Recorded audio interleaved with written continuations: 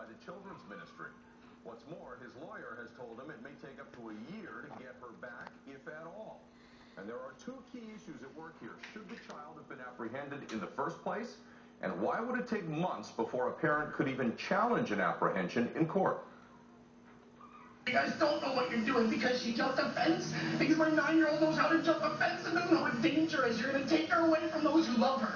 You look in my eyes. You can hear the anguish in a father's voice as his oldest son records the day the ministry came to take away 9-year-old Ain. 4 days earlier, she climbed her tree fort and jumped over a 6-foot-high fence. Because she's autistic, her dad called 911.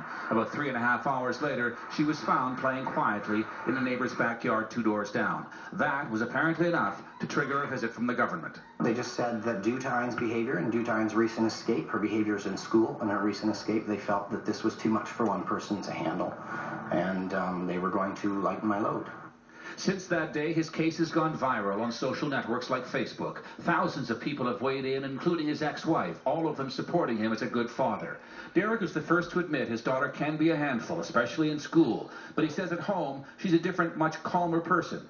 He says since she was taken, the ministry has asked for a photo of him, and Ain carries it with her all day at an undisclosed location for comfort. A government should not be allowed to come in and coercively remove a child and begin drugging these children without any input from the parent in such a short period of time, that no medical professional can make a proper assessment of a child, not only in such a short period of time, but under those circumstances.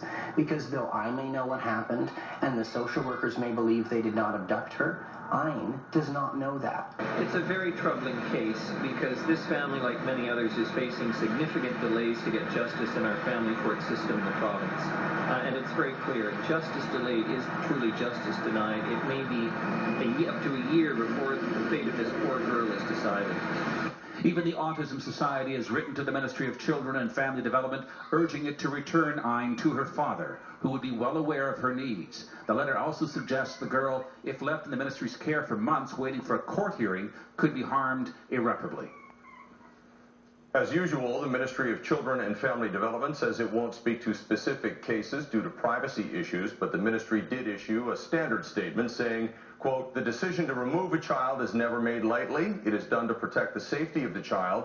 Our goal is always to return a child to his or her family, but only when it is safe to do so." A woman who